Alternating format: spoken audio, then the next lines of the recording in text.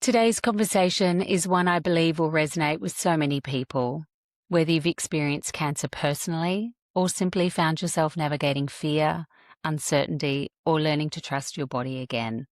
After hearing Laura speak on another podcast, I knew I wanted to bring her voice and story to Inside Out Connections because what she shared went far beyond cancer. This is a conversation about the body, about stress, about identity, about fear, and about self-reconnection and what can happen when we stop fighting ourselves and begin listening inward. Laura is a breast cancer survivor and recovery coach who helps women move beyond simply surviving a diagnosis to creating a life that feels healthier, more connected, and in many ways even richer than before. She speaks openly about the relationship between mindset, metabolism, the nervous system, and healing, while gently challenging the idea that recovery is only about treating disease. Instead, she invites us to explore what it really means to support the whole person. Laura, welcome to Inside Out Connections. I'm so thrilled to have you here today.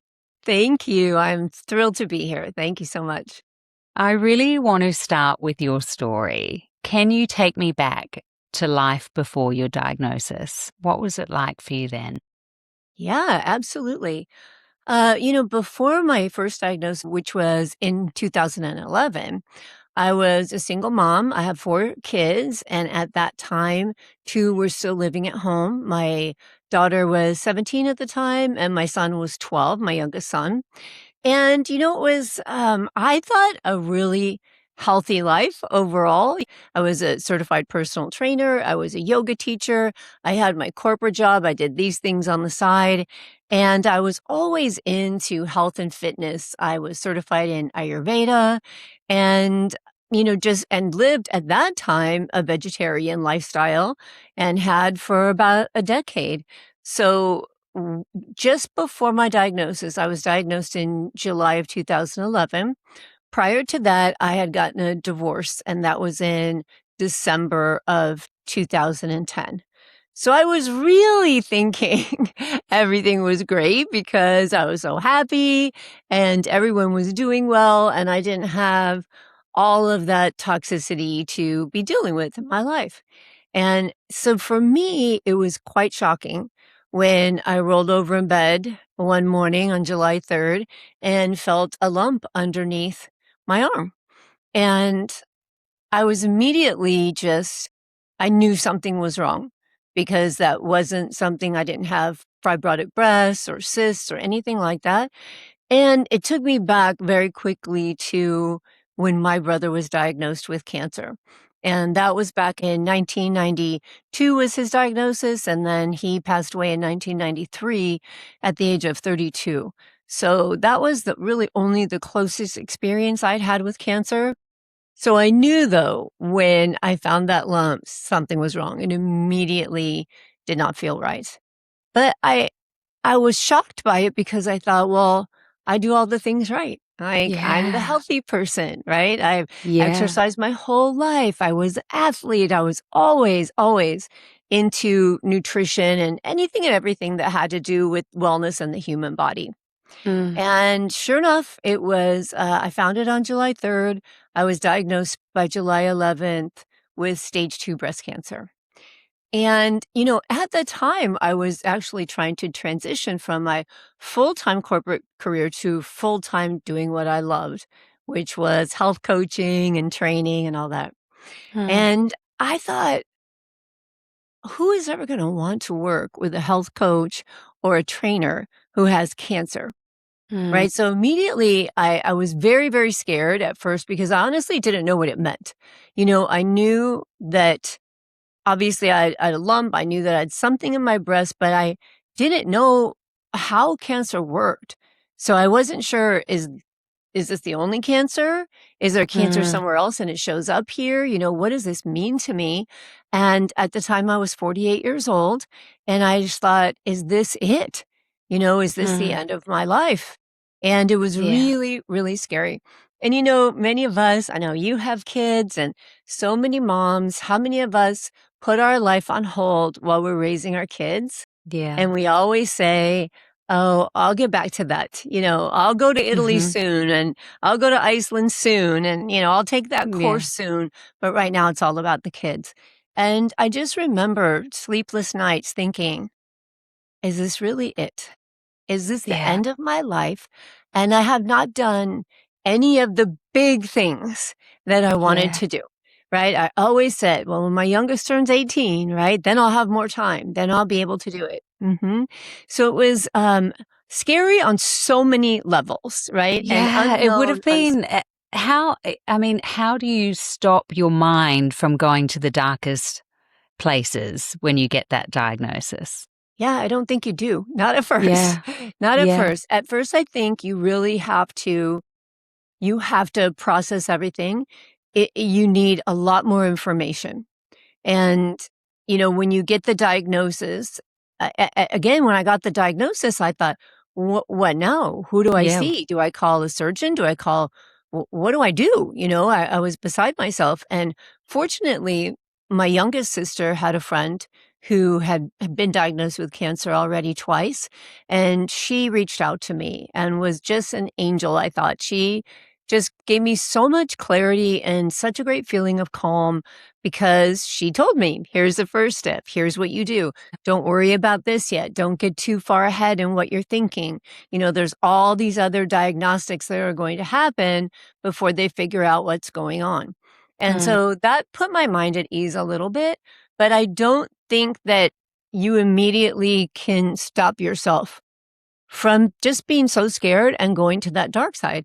I think, first of all, our human brains are wired to do that because they're wired to have a negative bias. They're wired to think the worst of things.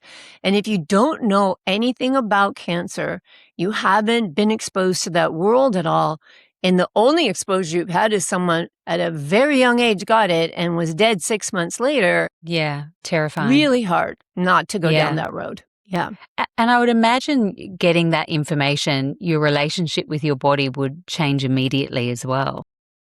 Yeah, I just remember thinking, I was just so confused. Like, I don't get it.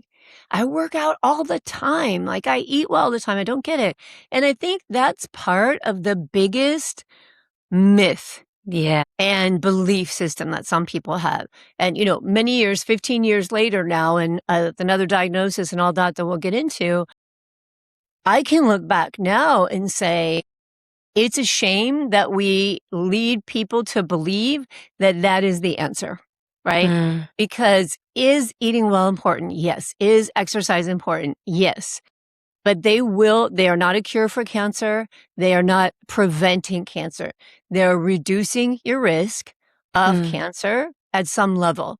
But there's so many other things at play. Yeah. Stress is at play. Toxins are at play. So many things. Sleep, absolutely. Genetics, epigenetics. There's so many things that Mm. are part of this equation that when I learned them much later, so much made sense to me. So much It's more like made the sense. perfect storm, isn't it? Yes. Yeah. Exactly, exactly. And I don't want to quote a statistic because I don't recall it exactly, but I remember at some point hearing that it's somewhere between 2 and 4 years prior to a cancer diagnosis that we can look back and see that there's a lot of women or a lot of people who've gone through a very stressful time end up having a cancer diagnosis, right? Not all Prolonged people. prolonged stress. Exactly. Yeah, Yeah. very stressful period of their life, which I look back at that marriage and, that was a very stressful time probably for 7 years, Mm. at least 7 years before it Yeah. finally ended in divorce. And when I look back at so many things that happened and the way I felt inside, the way I felt, and I think this is an important thing that we listen to ourselves. When we hear ourselves say, "This is literally killing me." We're I'm so pleased you touched on that because I pull myself up saying that. Like it's killing me. That is the worst thing that you can say to yourself, right? Yeah. I've Well, I think, noticed is it that. the worst thing, but is it also true? Is it also true that at some level, this is doing damage to you and you know it, you feel it, but do you keep choosing to do it? Do you and why? What is that thing that we're saying, "This is killing me?" And how can we is there another way we need to be handling it? Is there a way to remove ourselves from it? But when we're using language like that, that's something we should pay attention to within ourselves. Mm, Yeah. 100%. Yeah, our Yeah. relationship with ourselves 100%. That and is how the we communicate. foundation. Mm, Mhm. Yeah. And, language is very important. Like, language carries a lot of weight. So, one, in the way we talk to ourselves, if we're always talking down to ourselves, if we're judging ourselves and criticizing ourselves, that is not helping our immune system, right? That is not helping us live a healthier life. But if we're saying things that on some level are true, then we have to mm, start asking ourselves better questions, right? Like, if this is yeah, killing me, why do I keep doing it? yeah. You And know? is that something that you noticed when you got your cancer diagnosis, that relationship with yourself had shifted a lot? Oh, for sure. I mean, when I got that diagnosis at first, I was just baffled, like, why? Because I was so trained in the Western health modalities that that's what I was focused on. And it was years of a journey and a process that I started to explore that and ask myself, like, what was happening in my mind? What was happening in my life? How do I know I was feeling? It was an interesting thing because even in that marriage, there were years where I was suffering from horrible pelvic pain. Horrible pelvic pain. I was going to the doctors. They thought I had endometriosis. I did not. It was one thing after the other, and it was pelvic pain and migraines. When I got a divorce, I never had them again. Yeah, So wow. tell me that wasn't stress, right? Yeah. Yeah, Oh, and there was no 100%. diagnosis. Yeah, there was Mhm. nothing wrong as far as medicine could see, right?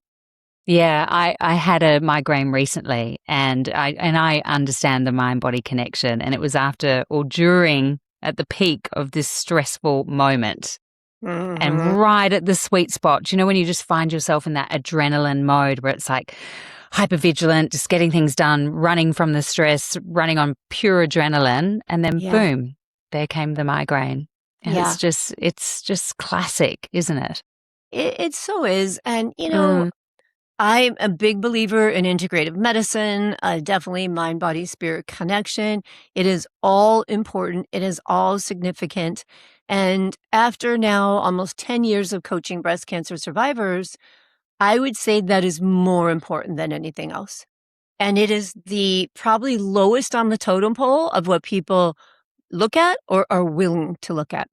They wanna yeah. talk about food first and calories first and exercise first, which, again, nothing wrong with that. I'm a big fan of nutrition as well, but Mm. it is really eye-opening to see how few women are really willing to dig into the emotional component, the Yeah, stress because component. we want to look at the symptom and look at the flare ups, whether it be the migraine, the neck pain, or the back pain. But yeah, we're looking at the symptom of what's going on rather than the emotion behind it. And there's always Absolutely. an emotion behind it, whether it be stress, Absolutely. sadness, anger. Mm. Always. And in some Mm. situations, people say, "Oh, I lifted something too heavy. I must have thrown my neck out of whack, and that's what gave me a headache," right? And in all honesty, it is the emotional piece of it that is so much harder to do because it's Mm. painful. It's Yeah. challenging. It's not Yeah. easy to be honest with ourselves because when we see things in our life that we say, that is killing me, that is sucking the life out of me, it's oftentimes something we feel like we need to do. Whether I could say before my second diagnosis, it was a job that I would use that language about. I'd walk into my office and every day I'd say, "Ugh, every day I walk in this office, it sucks the life out of me a little bit more." But I Mm. was being paid well and I was, single mom and I was taking care of my kids. And I just wasn't thinking about this is not a good sign. Right? If I'm having this fatigue and I'm feeling this way, this is a big red flag that my body is saying to me, you need to pay Yeah. attention to this. There needs to be a change here. Right? Mm. And Yeah. and when I work with people now, these oftentimes are big things. They may be childhood traumas and maybe not big T traumas, but lots of little T traumas. We want to excuse them right? We wanna say, and I hear many, many times, my mom I never felt like my mom loved me. I never felt like my mom gave me attention. She favored someone else. She neglected me, whatever our perception was at that time. But then immediately followed by, "But it's okay. We're grown-ups now, and I dealt with it." Yeah. And I say, "Oh, how did you deal with it?" "I just don't think about it." Yeah, that's Yeah. not dealing with it. Tucked it down, like, really, Mm. like, down deep under the rug? Yep. Yep, Yeah. yep. But the minute they start to speak about any of these things, their feelings of self-worth or, being seen, all the emotion comes up, right? All the tears come up. Or I've had many times women say to me, "I don't wanna talk about it because I'll start to cry and I'll never stop." Oh, it's so sad, isn't It it? is sad, and you have to Mm, ask yourself, how will you heal if you're storing something inside your body that is that emotionally painful for you? mm, And I often ask when I hear that, and I hear that often, and I'll say, "Have you ever known anybody who could not stop crying?" Right? yeah. Like, what's the Yeah. worst thing you think could happen to someone in life? And they'll tell Yeah. me what that thing is, and I'll say, "Have you ever known anybody who went through that?" "Oh, yeah." "Did they never stop crying?" But "No." how good do you feel after a good cry? I mean, you Yeah. just feel so much lighter. It's such a relief. Our tears actually have oxytocin in them. Our tears are a part of healing and making us feel better. We have to release emotions. Yeah. And there's just no question, after everything I've learned over the last 15 years, that that has to be the foundation of your healing. Because Yeah. quite honestly, if you do not deal with this part of it, if you don't learn to love yourself, value yourself, prioritize yourself, then all the other things are going to be so much harder because you're Yeah. not going to make the time to prepare good meals for yourself if you don't love yourself. You Yeah. could do it with willpower for a little while, but it's not going to last. But Mm. if you get to the point where you can say, you can move from, I have to eat this broccoli because, my coach said that I need X amount of grams of broccoli every day. I hate it every time. And you Yeah. can move to, oh, I really want that broccoli because that's what my body needs to heal. And Mm. it's an act of love for me to put something in me that heals me. Yeah. Right. And It you can't get to that point without working on the emotions and learning that you're the most important person in your life. Yeah, it's so true. Just being able to reframe it and have that self-love and self-compassion.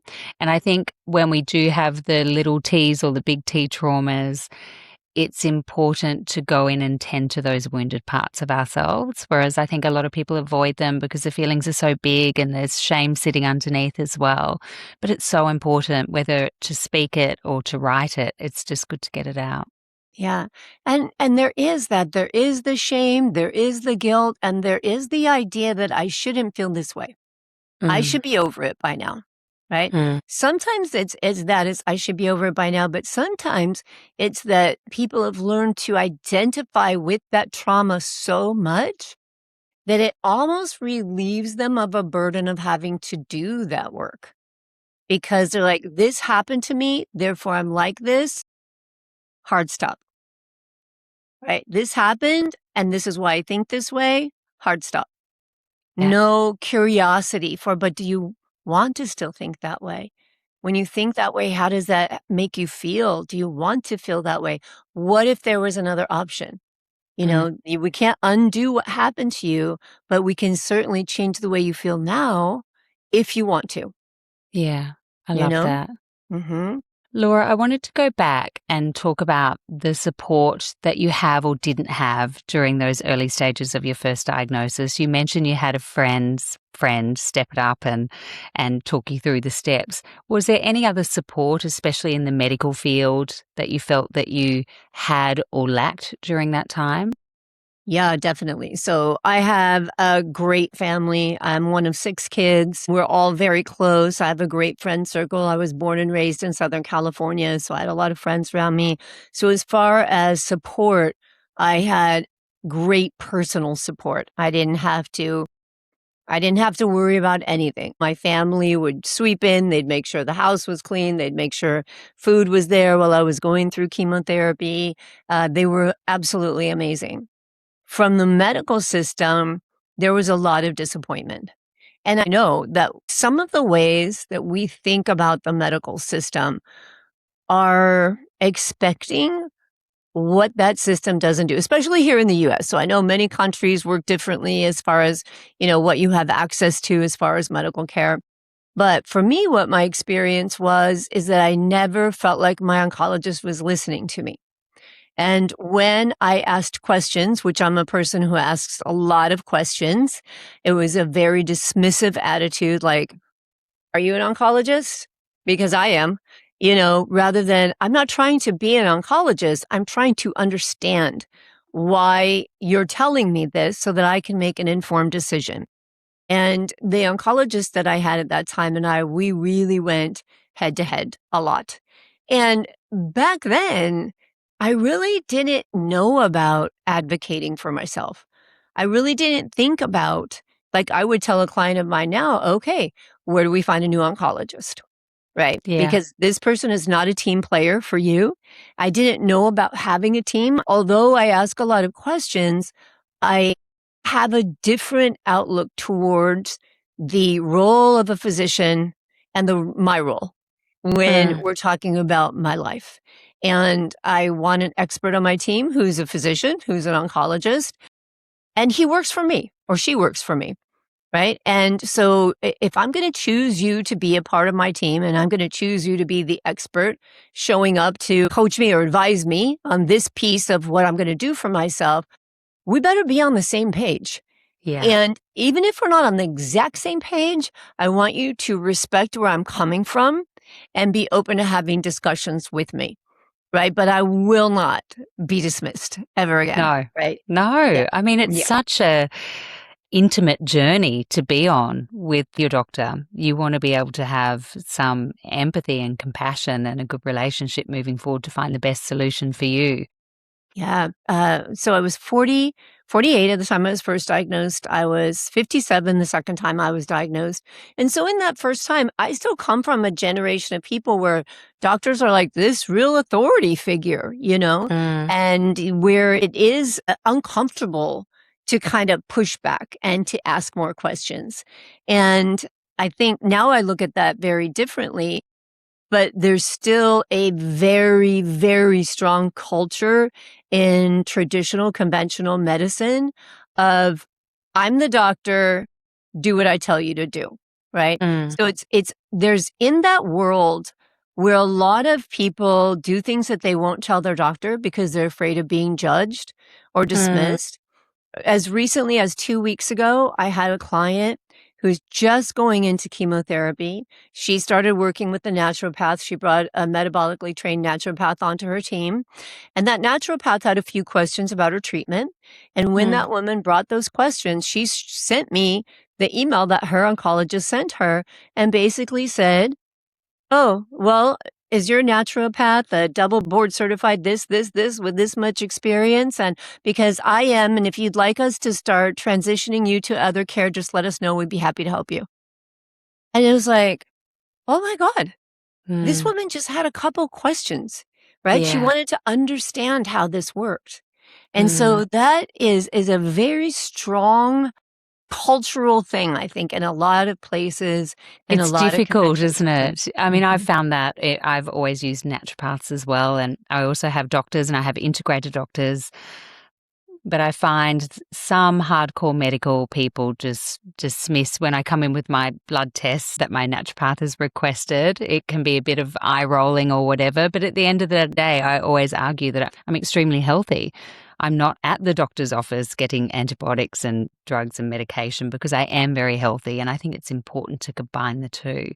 But I think it could be really difficult with a cancer diagnosis trying to blend those two modalities, I would imagine. Yeah, well, the problem is that we don't work enough on an integrative approach. And some hospitals local to me have established like integrative departments and things like that. But the Mm. problem is, in my experience, the traditional doctor is almost threatened by saying, oh, you're telling me I'm not taking good enough care of you. But the naturopathic doctor isn't trying to do oncology. The Mm. naturopathic doctor is trying to support your overall health, strengthen the immune system, optimize your detoxification pathways, everything they can do to support the efficacy of the treatment that you're getting and Mm. to support the wellness of your cells that are still being exposed to these medications and Yeah. these really harsh medications that are working to kill cancer. So So rather than treating the symptom being the cancer, it's treating the whole body and the person. exactly. Yeah. And Mm. I think a lot of times oncologists do not understand that. Many of them are not open at all to any kind of integrative Mm. care. And they view that as that person's trying to tell me how to treat cancer. And that is absolutely not what it's about. It's just not what it's about, right? It's like, you're on my team because I trust you to kill cancer cells. They're on Yeah. my team because I'm trusting them to help keep me as healthy as I can be and have the best quality of life I can have while you're working to kill the cancer, right? Yeah. So this is a team. And Mm. until I think we can really get that message across, it's a struggle right now. It's a real struggle. Yeah. So in an ideal world, what would be a great way for the medical system to treat it differently with a cancer diagnosis? Oh my gosh. In a perfect world, if I would say, if I ran the world, if you got a cancer diagnosis, you would get an oncologist, you would get a naturopathic oncologist, you would get a nutritionist, and you would get an exercise specialist as soon as you got diagnosed. Oh, and you would have either some kind of therapist or some kind of a coach that specialized and had certifications and education and whatnot in cognitive behavioral therapies. Right, I because the love that. emotional piece of it has to be supported. Yeah. That's And a brilliant team right there. oh, yeah, it's everything, and I don't know why we don't, because we Yeah. need it, we need Yeah. it so badly, because there's a very big difference in the lens of nutrition from a standard of care oncologist and the lens of nutrition from a functional nutritionist or a naturopathic oncologist. Now, Mm. naturopathic oncologists, they, like the regular conventional doctor, they don't have a lot of time to spend with every patient. They usually Yes. spend more time than the conventional doctor, but they don't have a lot of time. So that's where your functional nutritionist. I have been trained by Dr. Nasha Winters, called the metabolic approach. So as a terrain advocate and also as an advanced integrative metabolic specialist. So I spend a lot more time with people on what their thoughts are, on what they're eating, on what's in their environment. So when someone gets that diagnosis, just eating well. So on standard of care, the doctor is going to say, it doesn't matter what you eat, just don't lose weight. That's the theory on this side. Yet, isn't that weird? Because every single study you read about cancer and all of the guidelines that you read about reducing your risk of cancer are eat well, reduce processed foods, reduce sugar. But in the infusion room, I have not yet seen an infusion room where they don't pass around baskets of cookies and candy. I They're just know. passing around those baskets to people with IV chemotherapy going into It's their arm. so bad, isn't it? It's Oh, horrible. it's yeah. When It's you get horrible. wheeled out into the recovery room after having any kind, whether it be a colonoscopy or whatever it might be, the food is so disappointing. It's just not Mhm. food. There's no nourishment in that whatsoever. So I agree. I think we can definitely do better in terms of recovery and just standard care in the hospital system. Absolutely. Yeah, Yeah. absolutely. So that's the team I would love to see people get. Mm. And sadly, if you're going to put that team together for yourself, it's going to be expensive Yeah. because again, in the US, they don't cover that. They don't Yeah. cover naturopathic care. They don't cover nutritionists. Sometimes they might have a dietitian on staff. I've seen some patients who have a oncology dietitian that they work with. But then again, it's still the fact that the Western thought process of healthy food is great, right? Eat whole foods, eat mostly plants, try to eat organic as much as possible. But on the naturopathic side, especially if we're dealing with someone who has disease, is so much deeper than that. It is Mhm. test, test, test, right? So look at your nutrition genomics, look at your labs, evaluate your labs from a completely different lens again from conventional medicine, right? Mm. People will bring their labs to me and say, oh, yeah, I got my labs and my doctor said they look great. Well, they do look great from a conventional medicine perspective because they're looking at this from a diagnostic lens. And they're Yeah. saying, do you have a disease? Do you need medication? Is this indicating you need more medication? That's the way they're looking at it, which is great. That's their Mm. job.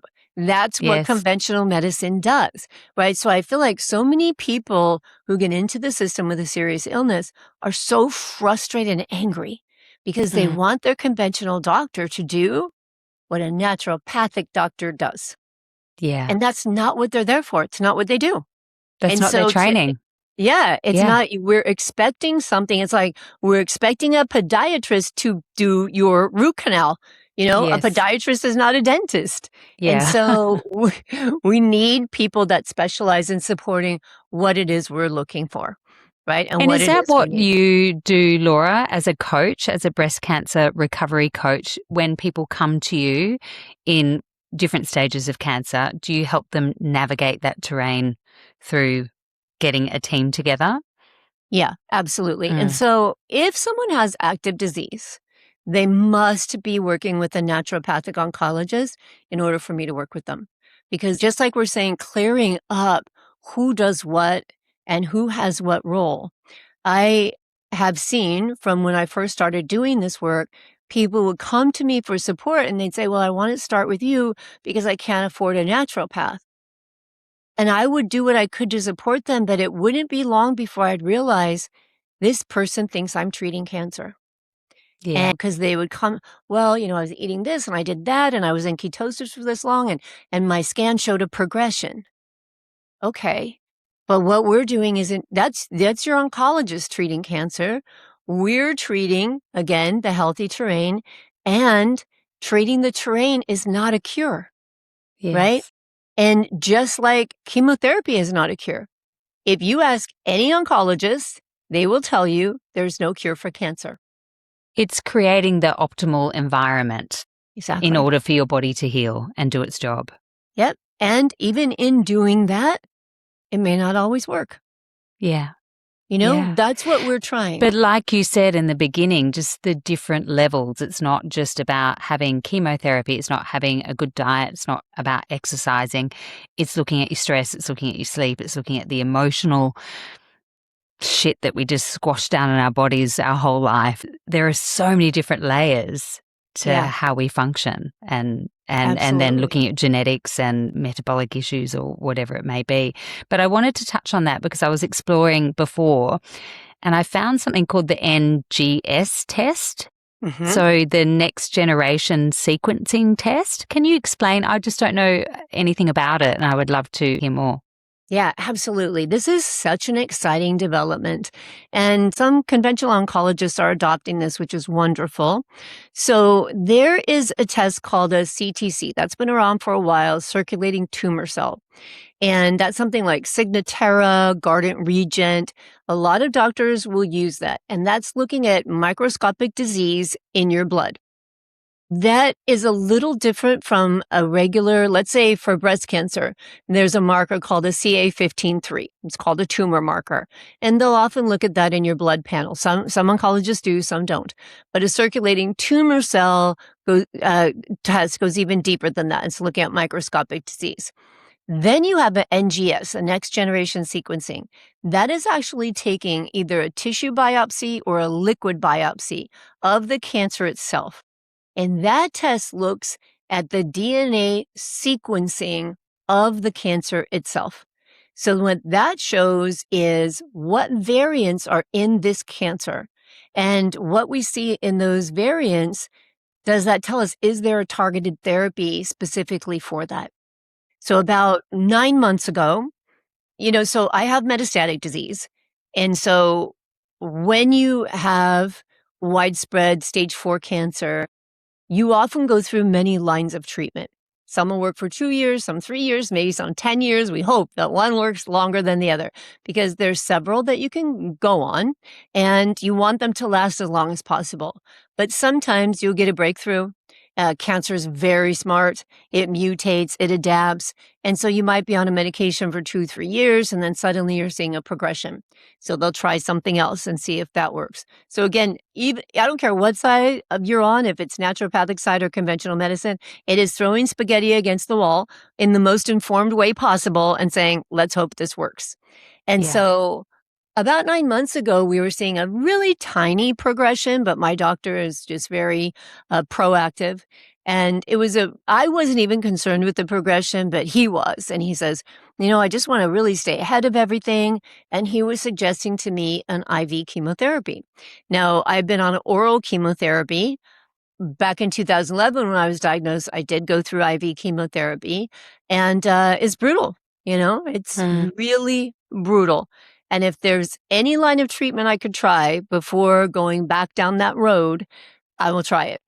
And so I asked him, listen, could we run an NGS test before we make any more decisions? Let's get some more data and let's see what's going on.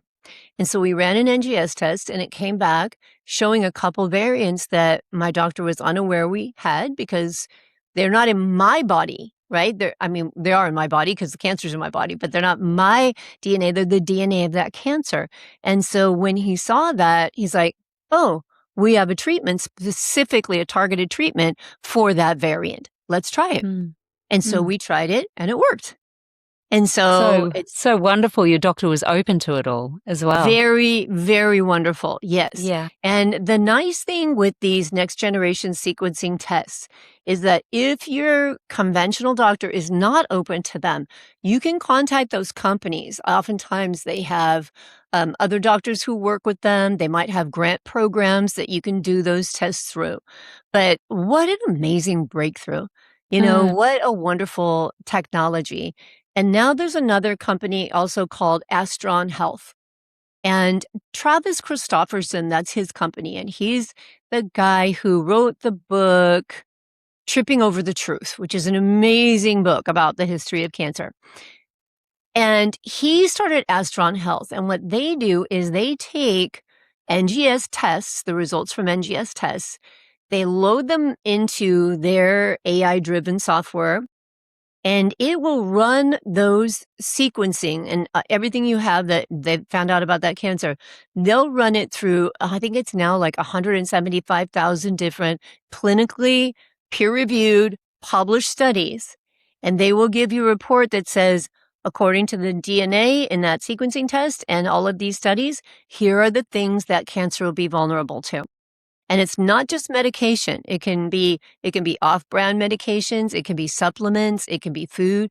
Like two of the ones on, there's three of them. One was sulforaphane, which we mentioned broccoli earlier, which you get, from the cruciferous vegetable family.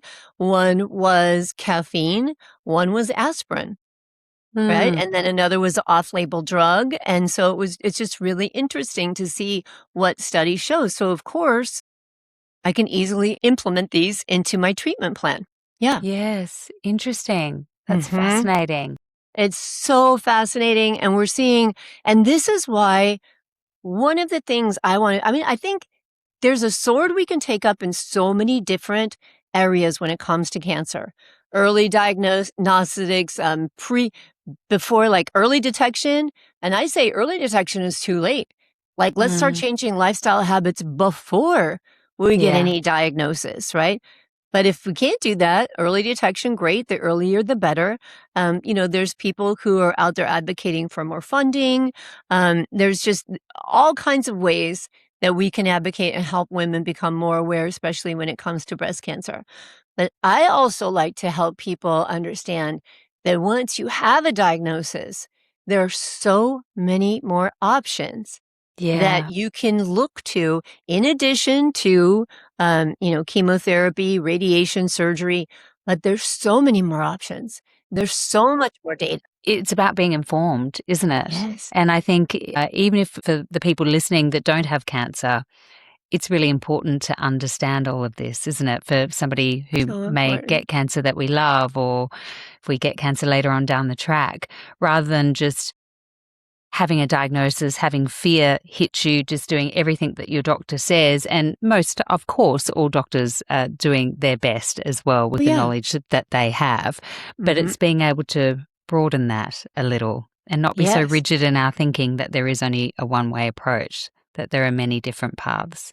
Absolutely, and the sad thing about that is, again, like we touched on a minute ago, a lot of people think it's this or that, Mm, and if they know someone who died doing that, then they'll tell the person, "Don't do that, that's too scary, you'll die if you right. do that," right? Yeah. But it's not a this or that, in my opinion, it is an integrated, it is both, it is everything, and so many women just don't know that those options are out there for them, And you know? naturally, the fear would be quite suffocating in terms of how that can impact your choices, which is why you said earlier on having a good team, having a counselor or a psychotherapist to help you through that support as well. Yeah, all the thoughts about it, right? Because, it's just this when you said, like, even before you have breast cancer or even before you have any kind of diagnosis, if it's any kind of cancer, I think what people don't understand a lot of times is that genetically our body can have detoxification issues.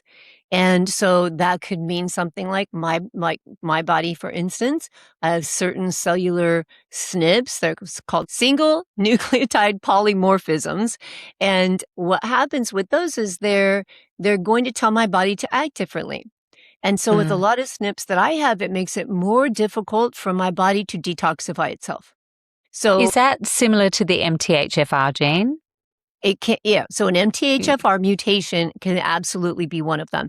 So if you have mhm. an MTHFR, MTRR, MTHD1, all of these different mutations that affect the methylation process in your body, right? For that person's going to be needing a lot more folate, choline, and B12 in their diet. So we can look at Western just overall view of nutrition and say, here's a healthy diet. And then we can look at your nutrition genomics and say, yes, that is a healthy diet, but you need more of this, this, and less of that, right? Because of your unique body.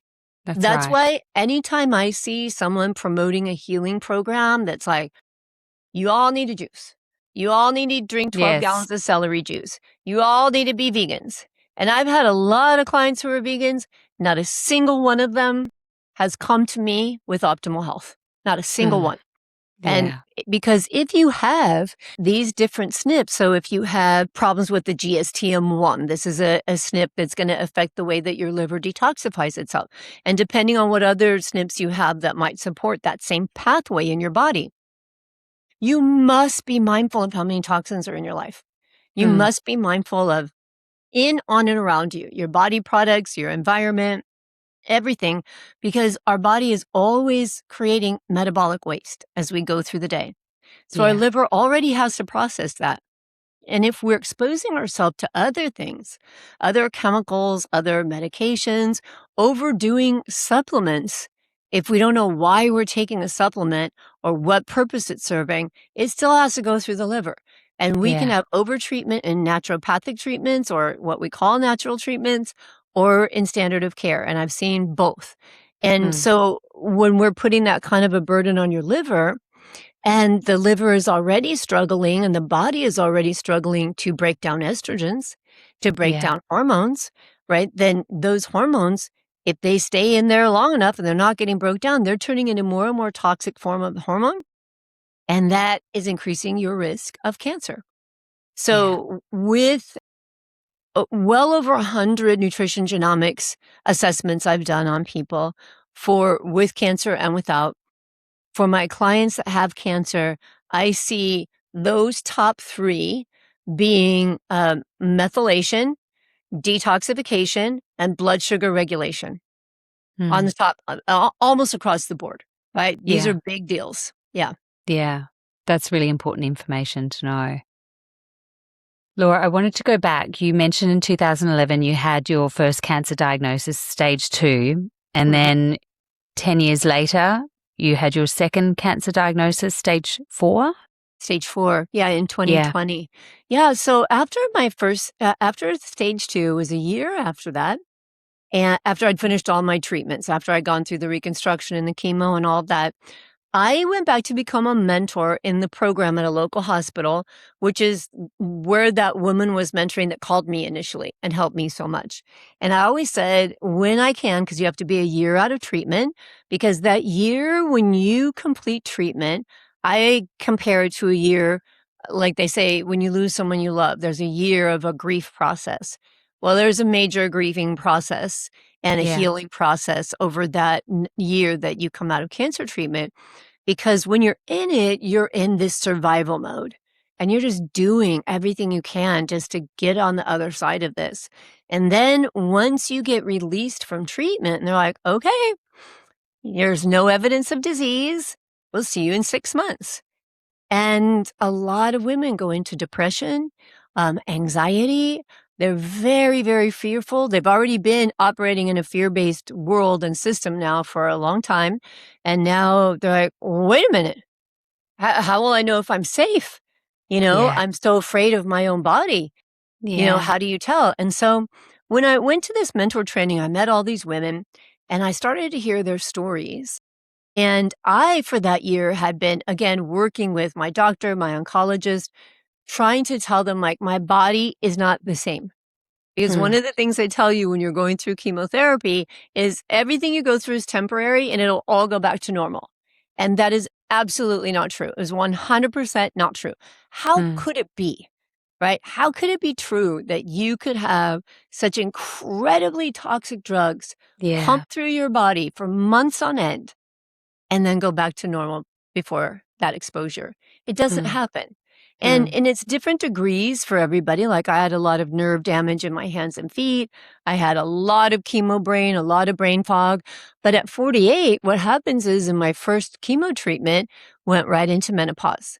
So even though I mean, I guess I'm in the age of being perimenopausal at 48, but I had no symptoms. Like, my cycle was very normal. I didn't have pain. I didn't have any weird changes, hot flashes, nothing like that.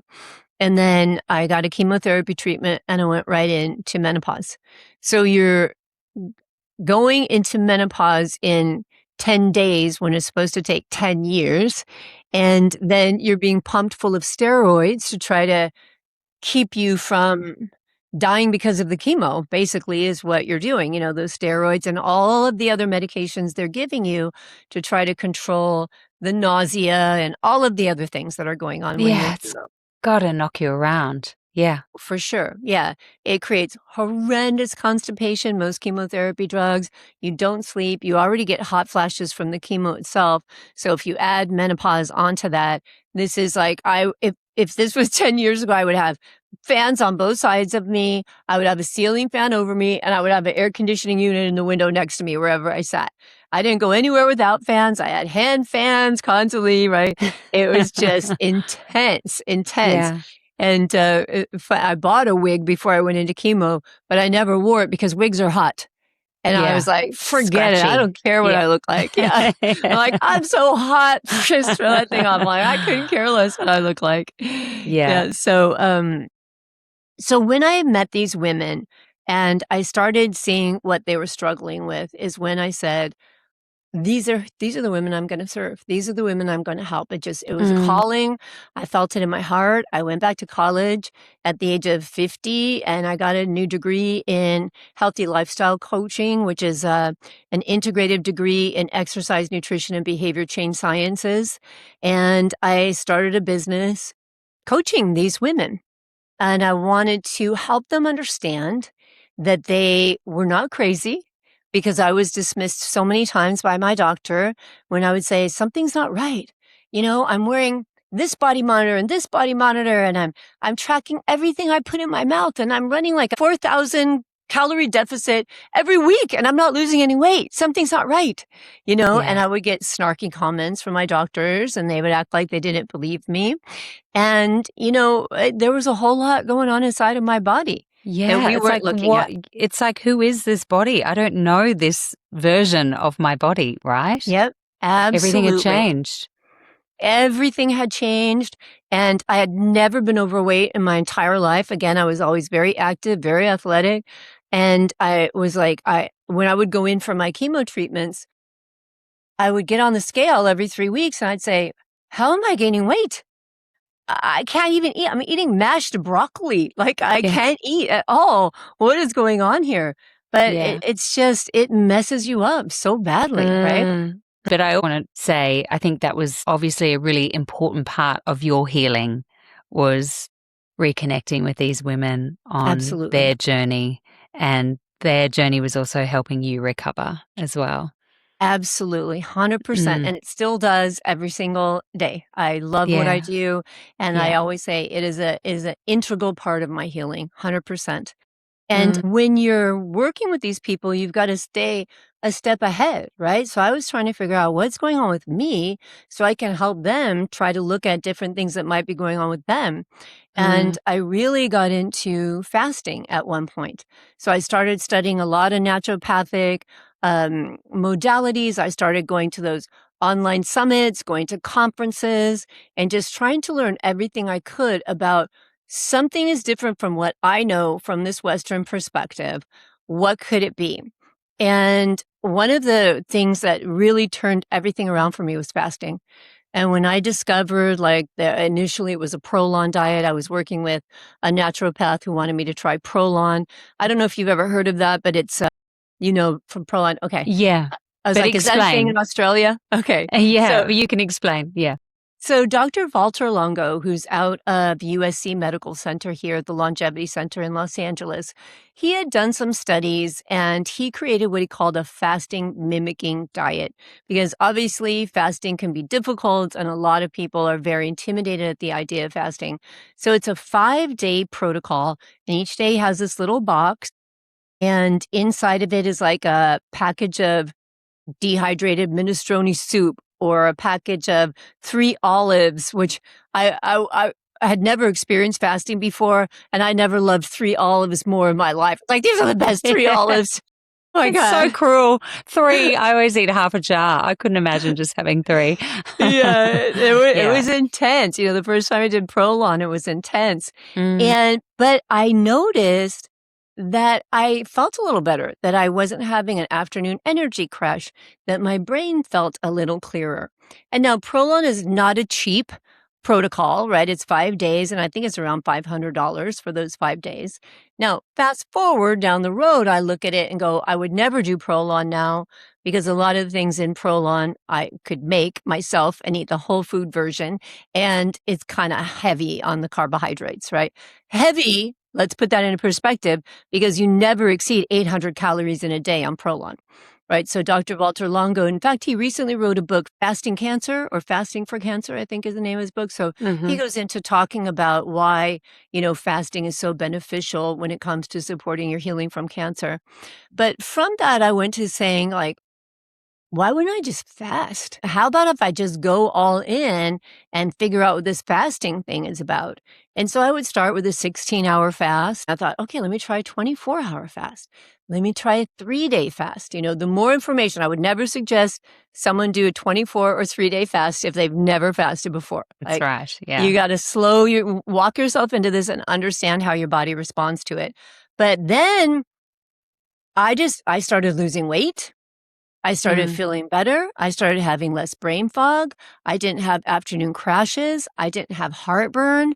And I started going, this thing is miraculous. So it became a really foundational part of my own healing. And it works mm, differently for everybody at different points. So it's not something that everybody should do, especially if people have issues with eating disorders or things mm. like that. So you have to be mindful of everyone's experience. I guess But it's understanding that it's when your body is digesting, it's not resting. And when it's mm-hmm, resting, it's repairing. mm-hmm, So when you've had the cancer or perhaps the chemotherapy drugs or whatever it may be, it's a lot on the system to be digesting, repairing, doing everything all at once. So it just sort of takes a bit of pressure off the system, I guess is the best way absolutely. to explain it, isn't it? That's a great way to explain it, and I think that oftentimes we just don't think about the fact the body has to decide where it's gonna put its energy, right? So, like you said, if you're in rest and digest, or if you're stimulated, if you're doing something else, if you're trying to detoxify the body or you're trying to digest food, your body is allotting energy to those things. Yeah. So, I know that I always grew up with, if you were sick, oh, you got to eat. You got to eat, right? And now if I'm sick, if I'm not feeling well for any reason, I fast. And that Yeah. might mean sometimes bone broth, but most time water and tea. And, my husband will be, honey, aren't you going to eat? No, I'm healing right now. I'm Yeah. letting my body put all the energy it has into healing right now. So, Mm. yeah, it's a fascinating thing when we stop and think about everything in our body is energy. And Yeah. at an atomic level, at a molecular level, it's all about energy. And the body Mhm. has to decide where it's going to spend that energy, right? So it's a Yeah. fascinating thing to dig into. Yeah. Mm. So, yeah, as I started learning more, I was able to help more women, to help them, give them more resources, evaluate things that may help them more. And I was loving it. I had my podcast, I had my business, everything was going great. And then we went into the lockdowns in 2020. Well, for me, I was in heaven because where I lived, the traffic between my house and where I would go to work was a nightmare. So I would wake up at 5 o'clock in the morning, hit the gym, and then drive into work where we had like a shower facilities and stuff. I get dressed at work so I could be in my office at 8 o'clock. And so when I got sent home and was told, you got to work from home, I thought, this is amazing because I got so many hours of my life back. And that allowed me, I live on the coast. And so I was able to walk on the beach every morning. And I was just saying, oh my gosh, this is just my dream life. This is wonderful. Walking on the beach, I was fortunate enough to be one of the people who could still work and work from home. And one day I was coming off the beach and I went to rinse my feet off in the shower. And I slipped in a sandy, wet puddle in front of the showers and I landed on my hip. And it was excruciating. My husband took me into the ER. They did x-rays. They came back because I thought I broke my hip. Mm. And they came back and said, no break, no crack. You must have just bruised a bone.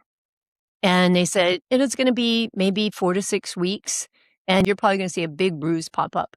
So I Mm. said, okay. I mean, we did the x-ray and everything, right? So about 5, 6 weeks later, I'm still limping. I cannot stand on the leg for very long. But now restaurants are starting to open, and a friend of mine says, oh, come and have lunch with me. So I go to meet her, and she's a doctor, and she saw me limping in and said, what's wrong? And I told her what happened, and she said, no, that's not right. We need to get you in. Her husband was an orthopedic surgeon. We need to get you in to see him. And I did, and he did some diagnostics and checked some things out, and he said, we're going to get an MRI. So I thought I had now at this point, I'm thinking maybe I tore a labrum. And I was like, oh man, I do not want another surgery. And the results from the MRI showed cancer in the hip. It was in my hip and my femur.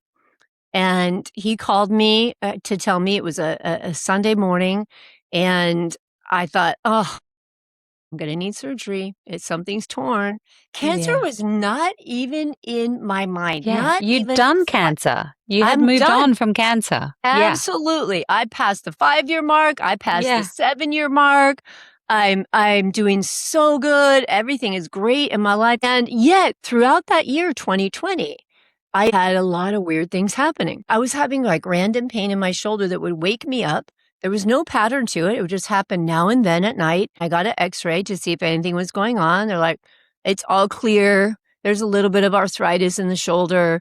You're getting older. This is what you can expect. I had some aching in my hips, but I did a lot of heavy lifting. I was working out at a strength and conditioning gym, and they're like, you're getting, how Yeah. much we Yeah. Yeah. dismiss You've so torn something, much. getting old. Yeah. Yeah, you're getting old. You're getting old. Okay. Yeah. Yeah. Menopause. Menopause will do that to you. Yeah. Exactly. Yeah. So then one day I go into my chiropractor, who is my former sister-in-law. She was married to my brother when he passed. I get on her table for an adjustment, and she says, you have a lump sticking out of your back. And I'm like, what do you mean a lump? And she takes a picture of it and she shows it to me. And it's like a softball size. Like if this Wow. was my back sticking out of my back. And she goes, you need to get to the doctor like now. And my back had been hurting, which is why I went into her. So I went to my doctor and they looked at it. They said, let's get an x-ray. We did an x-ray. They called me. They said, there's nothing there. And I said, What? well, I can see it sticking out of my Yeah. shirt. I What do have you a mean? photo. Yeah. Yeah, there's nothing there. What are you talking about? And they said, well, let's give it a few days and see if it goes away. And it did. So I wake up one morning, I go into the bathroom to brush my teeth. You're all groggy. I look up, Mm. and this side of my forehead is huge. I have this huge lump on this side of my forehead. It was shocking. And I went Wow. to see my husband. I'm like, honey, look. And he's like, oh my God, what's going on? I said, I don't know. It doesn't hurt. There's no bruise. There's no mark. I go to the Mm. doctor. Doctor says, you probably bumped your head on something when you were sleeping. And I said, okay. If I bumped my head hard enough to swell this big, When I I was promise sleeping. you it would have woke me up. Yeah. Like I got up out of bed, turned around, banged my head on the headboard, and then went back to bed. No, I didn't bang my head on anything. They said, well, let's give it a couple of days and see if it goes away. And it did. So all those things had happened periodically throughout the year. And now I find out I have cancer in the hip.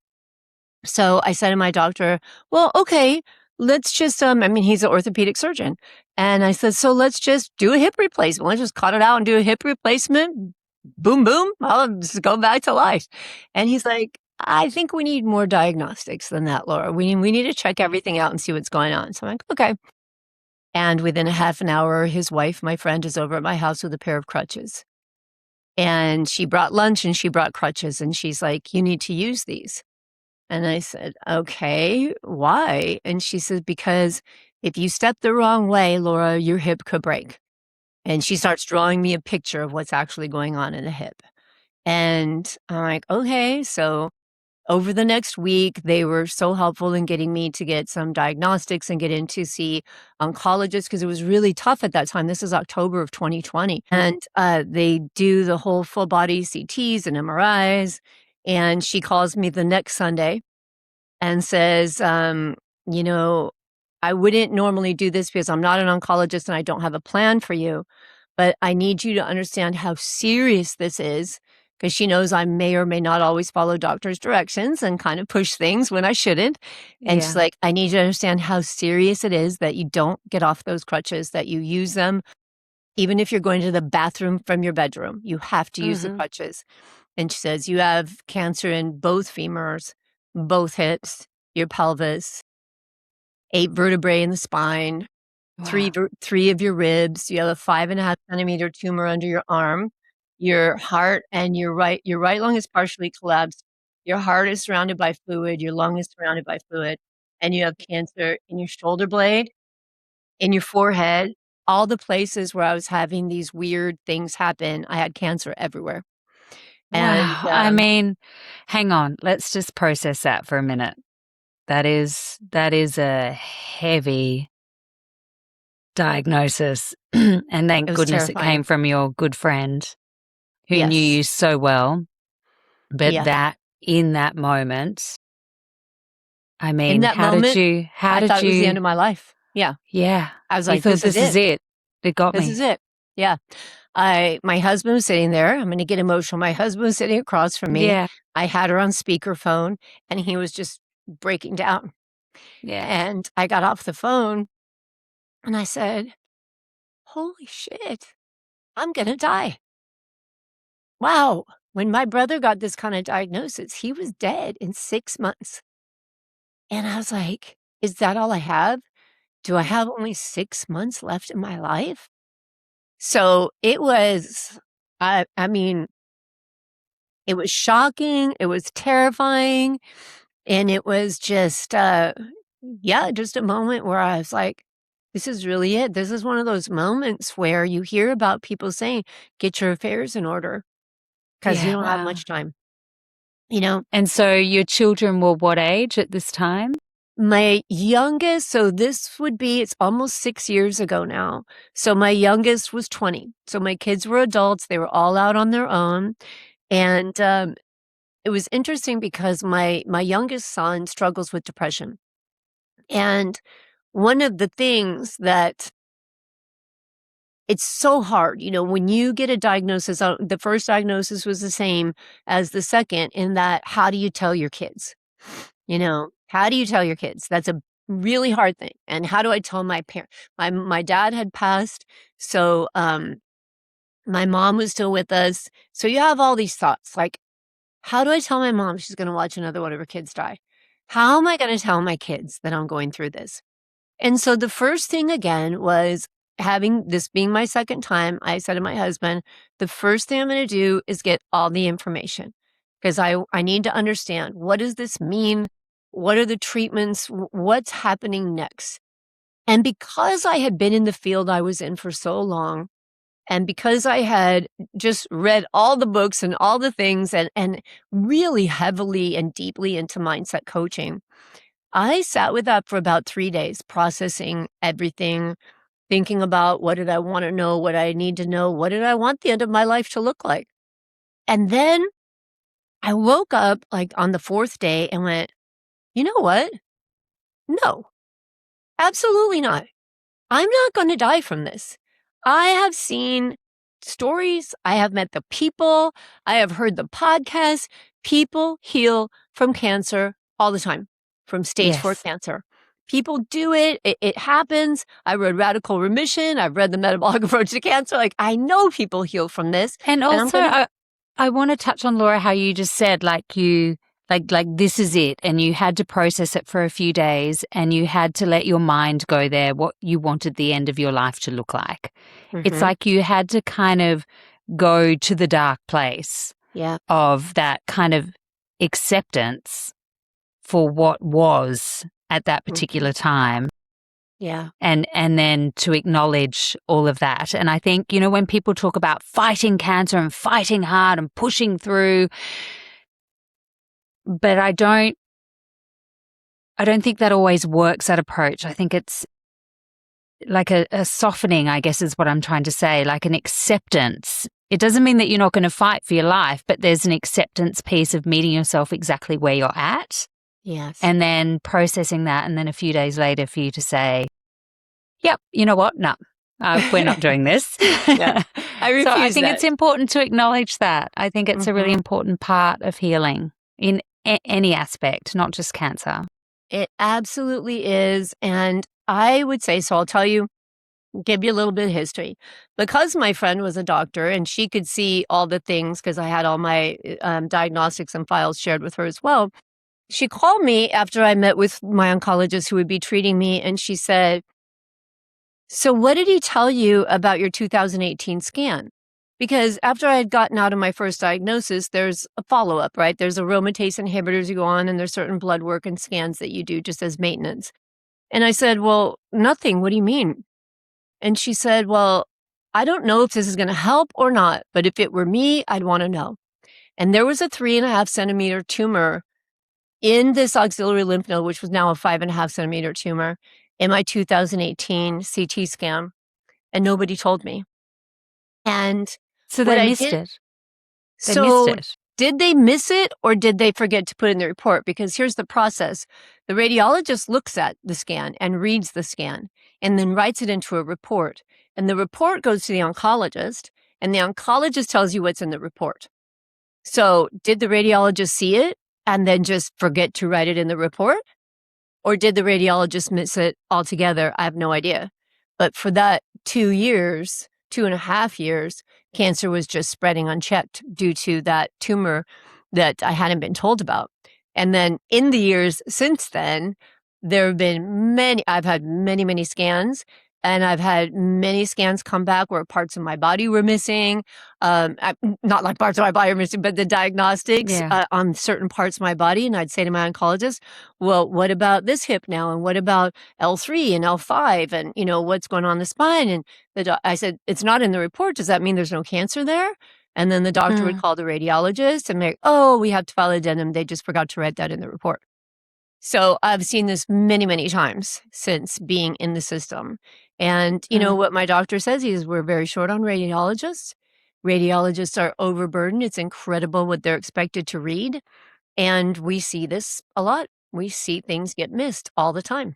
Yeah, Okay, so it's important to get a second opinion, perhaps. absolutely. Absolutely. And Yeah. if you feel like something's not right or something doesn't make sense, and now we have the gift of AI. So Yeah. if you get it and you upload it and you say, tell me what this means as if I were a fifth grader, right? Help me Yes. understand this, right? Yeah. And, but why I bring that up is because when my family found out about that, they were furious, right? They were Bet. beside themselves. And I think that in that kind of a situation, everybody who loves you wants to be able to help you. They want to cure you. They want to fix you, and they can't.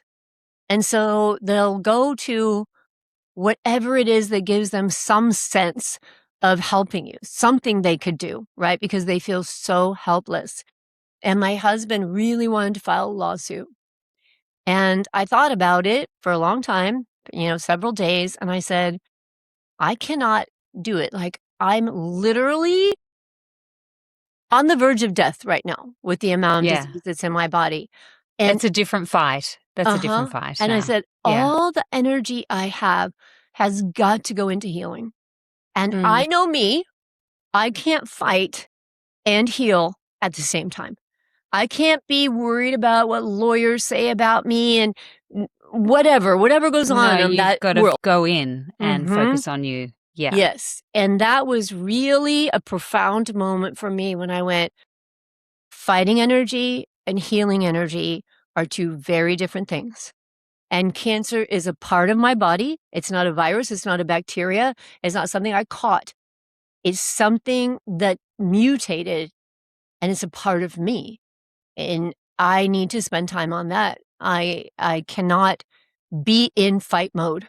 I have to be in healing mode. And to me, those are two very different energies. Yeah. And that was 6 years ago. Almost 6 years ago. Yeah. October That 11th is will be 6 years. And go so, you. hmm, and Go my, you. oncologist, when I went in and saw him the first day, we had our meeting and he said, "Okay, I was prepared to send you over. I had hospital orders prepared. I was gonna hospitalize you." He says, "But, I mean, I can't hospitalize someone who looks like you. You look healthy. You look great." He says, "I can't understand how you're having a conversation with me with the amount of fluid that's in your chest right now." And I said to him, maybe you guys mixed up the diagnostics because I don't think this is right. I don't feel like somebody who has everything going on that you guys are telling me I have going on. Like, and he, Yes. and he's so funny. He says, "Well, maybe you're right. So I'm going to send you over to the hospital to have the fluid drained out of your chest. And maybe when you get there and they x-ray it, they'll tell you there's nothing there." And I said, "Okay." And there was like 1.5 liters of fluid that they drained out of my chest, you know. But That's just what an extraordinary journey you've been on, Laura. yeah, it really has been, and I just think for me in the beginning, because again, when we're in conventional medicine, we are in a fear-based world, right? There's no like, "Oh my gosh, yeah, your whole body's full of cancer. Don't worry about it. People heal from cancer all the time." No, there was so my doctor, when I did go in there, I said, "I don't want you telling me anything about life expectancy because nobody knows No, how long I'm gonna live. So let's that's not talk right. like that." And he Mhm. said, "Okay, we'll just talk about what's available to you for treatments." So fast forward when I was doing much better and we had another conversation, he said, "I'm really starting to look at these labs that you keep bringing in," because he was the same as your doctor. He'd see the naturopathic labs and he'd be like, "What? Eye Why roll. would anyone even look at that?" You know? Yes. Yeah. He said, "Now I'm starting to pay attention. I'm interested in these markers." He said, "Because when you came in with full blown cancer, he said, it was remarkable that you were here a year later, but now you're here 5 years later." He says, "And And that's credit to him as well for being so open in your treatment plan, and I think yes, it's important to acknowledge him in this journey as well, that he absolutely. was open and supportive and not dismissive of the way you wanted your journey to be with cancer. Absolutely. He's a great, great doctor. And, and again, I think that there's this misnomer, this misunderstanding of naturopathic care, that it's like all hippie care and this weird Mm, stuff. It is evidence-based, yeah. science-based Yes. treatment. And so when I would bring different tests that I would do, different recommendations with my naturopath, he would look at them and he would look at the studies that were linked to them. And he would say, okay, well, all right, this isn't some weird thing. This is evidence-based, so I'm on board with this. I'll partner with her with this. I will support you in what you want to do. Just don't hide it from me so that I don't Mm, do anything that hurts you. And I yes, totally respect that. Yeah, he's a great, me great too. doctor. Mhm. Mm, And, yeah, and now we talk about different things that come up in the labs. I tell him about NGS tests. I'm like, instead of doing that CTC that you've been doing, can we try this version? And he was like, oh, he wasn't really familiar with it. He goes, let's see if we could order it. So, yeah. yeah. Yeah, So, that's yeah, wonderful. it is Yeah. wonderful. Yeah. Recently he asked me, he goes, could I get a business card? Because I have a lot of patients that could really use your guidance. I know, I wanted to say that. I mean, all these women must be so lucky to have found you. And Thank you. it must be so refreshing for them to have somebody that's had such an extraordinary journey of healing to guide and navigate them. Thank you. Yeah. Laura, after everything you've experienced personally and professionally, what do you think women need the most after the treatment is over? To listen to themselves, Mm, to listen to their body, to listen to their intuition, and to be willing to look at their life with complete transparency. To look at their life and say, am I living a life I love? Is this the life I want to be living? Not, is this good enough?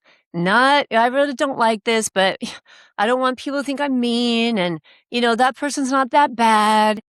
But you really have to look and say, is every interaction bringing you joy? And that's not to say there won't be stressful times in our lives and there won't be hard times. There will always be hard times.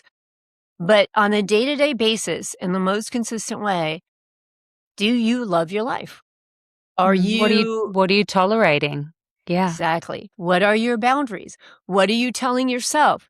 I should do this. Do I have to take care of everybody first, even though they're grown-ups, before I can sit down and even feed myself, right? Do Mm, I have yoga planned on Monday, Wednesday, Friday, but I haven't done it yet because every day someone needs something from me and I don't love myself enough to say, I already have plans during that time. mm, I tell my clients, I need you to look at your body like it is the most precious friend, child. Like if you think about your life and you think, oh my God, I would kill or die for this person. I love them so much. There's nothing I wouldn't do for that person. mm. That needs to be you too. You need to look at yourself 100%. like that. I And you always say that with my podcast and what I do with my coaching, we cover all things from skin, gut, wellness, but the heart of it is self-reconnection. If we don't know ourselves, how can we expect anyone else to know us? If we don't know ourselves, how can we help ourselves? So mhm, loving and self-reconnection and self-awareness is everything. That's the most important absolutely. step. Because we condition people to treat us the way that they treat us. So if Mhm. I put myself last all the time, if I don't like the way my family loads the dishwasher, so I always load the dishwasher while I'm cursing them out for never helping me load the dishwasher. They're sitting over there going, I would help you, but you would yell at me because I don't do it Yeah. the right way. And you're already doing it, so there's no point I'm coming up as you're slamming the dishes into the dishwasher. Nobody puts the Yeah. right. And Nobody they're having helps a me. chuckle. They're not going to get up and help you when you're in a rage at the sink putting the dishes in the dishwasher. They all know. They're like, "Don't stay away from her like that." And Yeah. it's funny because I had this one client, it was so funny, and she was working on boundaries and she was working on asking for help. And she said to me, "Okay, Laura, I was getting dinner ready the other night and my husband was sitting there playing video games with my son, and her son was like 15, 16 years old. And my daughter was over there doing something on her phone, and her daughter's like 13, more than old enough to help with something. And she Yeah. says, I'm slamming the lids louder and louder on the pots. And you know what my husband did? He turned up the sound on the TV. And I'm laughing. And I said, and did you ever once say, hey guys, get in here and help me? Yeah, I need some help. Yeah. And she Yeah. goes, well, shouldn't they know? No. And that's the thing. How many times do we do that? They should know what I want. Yeah. Well, wouldn't it be lovely? But they're not mind readers. And you've already taught them, don't come into my kitchen when I'm cooking. So you've coached hundreds of women. What have they taught you about healing? Oh, absolutely. This is what we're talking about. This is it. When we are going to heal, when we're going to optimize our health, we must prioritize ourselves and we must figure out how to do it without guilt, without shame, in a very healthy way by partnering with our family, if we have family in the house, and by looking at our own conditioned beliefs, like we're thinking with someone else's brain. So if you're a single woman who's like, I have to work 60 hours a week because if I don't, people would think this about me. How much of your life are you living by other people's thoughts? I think in our world, we go, okay, let's set goals. And we always look at where am I now and how do I get that goal? But what we don't look at is once we set that goal. So if we set a goal that says, I want to optimize my health this year. And what does that mean to me? It means, because we have to have clarity. What does it mean? Like, what is optimal health to you? And what do you think you have to do for optimal health? Do you think you have to cut back or cut out alcohol? Do you think you have to increase something that you're eating, cut out something that you're eating, get rid of frenemies and have healthier, vibrant circles, connect to people more? Well, when you decide that's the thing that's going to get you to that optimal state of wellness that you want, what does your brain immediately tell you? Because it will immediately give you all the reasons why you can't do that. And Yeah. that's the gold nuggets, right? It Mm. isn't just the, oh, let me listen to like great affirmations or stand in front of the mirror and tell myself, you're so awesome, you got this, right? But what is your brain telling you, giving you reasons why you can't have what you're telling yourself you want? Because if it's saying you can't do that because then you'd have to cut back your work hours from 60 to 45. And then what will everybody else think of you? Yeah. You got to And then work what on that. happens? Mm-hmm. Yeah. You've got to Yeah. just keep digging deeper, Yeah. right? Yeah. Because those are all the blocks that are stopping you. Yeah. There's no jumping from point A to point B. You've got to find, it's like Mario Brothers, right? You got to have those little blocks that gotta come up and support you. So Yeah. you can't just jump and make the leap. You have to take the baby steps. And the most important thing is see how your brain is fighting against you instead of working with you to create the life that you want to live. I love that. I love your whole philosophy around this cancer journey because it's not just about healing cancer, it's about creating a richer life as Absolutely. well, Yeah. right? For my programs, my podcasts are better than before breast cancer because that is my focus. I say, when we get a cancer diet, we go through life with this veil between over our eyes, the veil, and it's a smoke screen to the reality of life. Like we said in the beginning, we always think we have more time. We always think we'll get to it. That's because we're on that side of the veil. But when that veil gets lifted and when somebody tells you, you have something in you that can kill you. And you start thinking, oh my God, this, how much life do I have left? Then you start to think every single day is a gift. Yeah. And And what's most important right what's now? most important, because I've got to be super intentional about today. And that's not just because I have a stage 4 cancer diagnosis. There's not a single human being on this planet that has a promise of tomorrow. But when we're living behind the veil, we tell ourselves we do. So we put things off. We tolerate things we don't want to be tolerating. We don't work on our boundaries because we think it'll get better Mm, somewhere down the road. I'll have a yeah. chance sometime other. But when we lift that veil and go, you know what? No, today is all I have. That's it. What do I want today Yeah. to look like? And I'm going to put myself first. Absolutely. If that And means upsetting other people, I've just got to do it, right? mhm. Yeah. And it Yeah. doesn't mean selfish, right? Because selfish is doing No. something for yourself to the detriment of someone else. But I Mhm. talk to so many women who have daughters and they have burned themselves out so badly and they won't let themselves buy new clothes. They won't let themselves have a new lipstick because the dog needs some kind of new flea treatment or I something, know. and I say, yeah, that's interesting. So is that what you want your daughter to do when she's your age? And they will all say no. And I said, but that's what you're teaching her, right? That's the 100%. example you're setting for your children Yeah. is you should put yourselves last You Yeah, shouldn't we're do role good things. modeling. Mhm. Mm-hmm. Absolutely. Mm. Absolutely. And a lot of times, that'll stop them dead in their tracks because they think, "I'm giving everything to this person I love because I want them Yeah. to see how much I love them so that they'll do Yeah. only good things for themselves." But come on, the people who love us are not dumb and blind. They Yeah. see what we're doing, and they will do it too. And almost they can get resentful because they want to see you happy and fulfilled and not being a doormat to their needs. You know, they can often get resentful towards that as Yeah. well. So I think it's Absolutely. important to get the respect.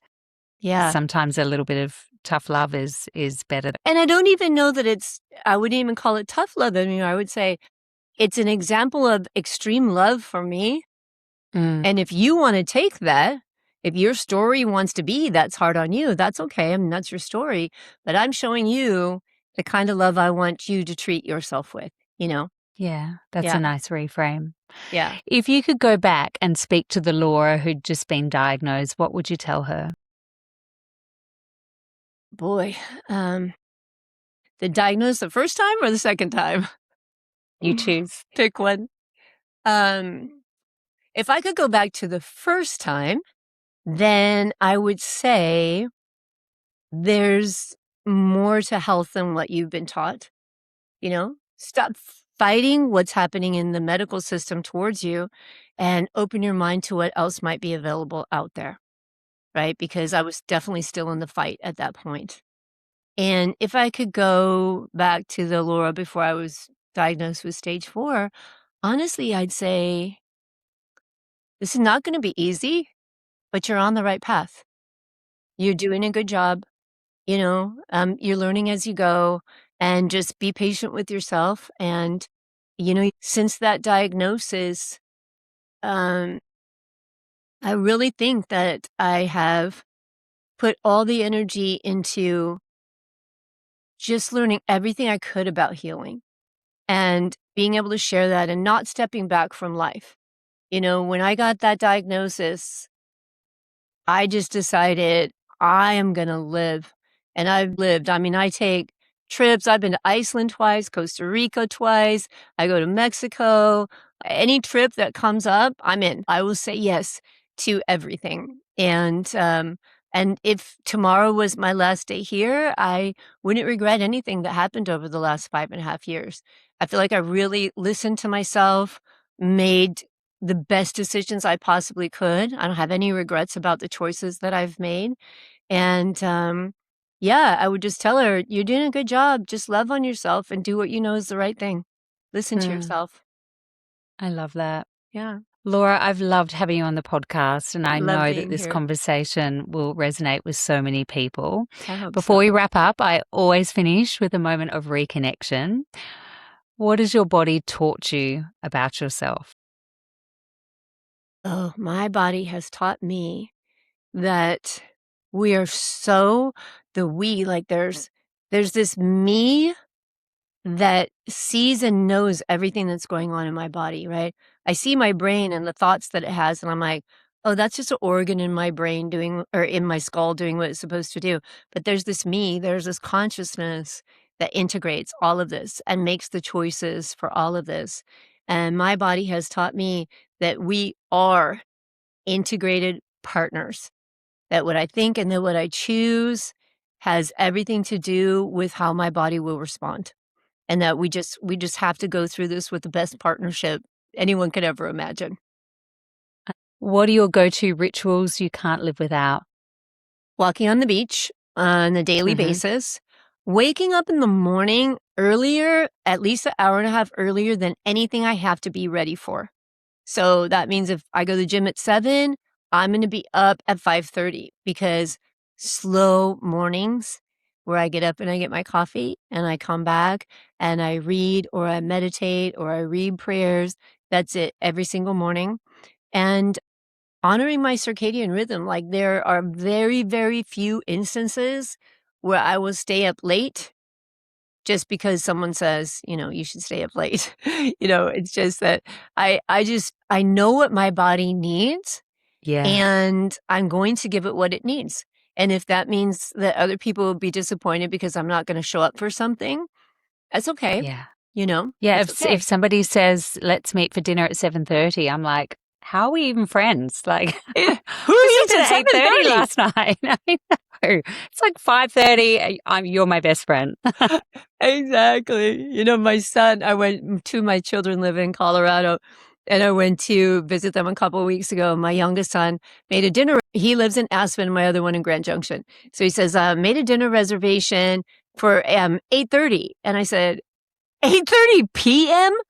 I said, do you know your mother? I said, seriously, who eats at 8:30 at night? Don't restaurants close by that time? Exactly. And he's like, Mom, because his girlfriend was getting off work at like 7:30. And he's like, but he's a new girlfriend. I want you to meet her. And I said, okay, well, I will go, but I'm most likely not going to eat, but I'm We're going to be not there. having dessert. Yeah, we're definitely not having. I said, for you, I'll make an exception, but yeah, it would be a rare time that I would make an exception like that. Thank you so much for sharing your story with My such pleasure. honesty and generosity, and for reminding us that while a diagnosis may change the course of our lives, it doesn't have to define the rest of it. So, Absolutely. where can people follow you and connect with you and, find Yeah, your well, work? my website is the Breast Cancer Recovery Coach. You can find me on Instagram and Facebook as Laura Lummer, the Breast Cancer Recovery Coach, and on my YouTube channel. And yeah, I think it's pretty consistent, so I keep it easy across the board. Super. Thank you so much. Yeah, it's my pleasure. Thank you for having me.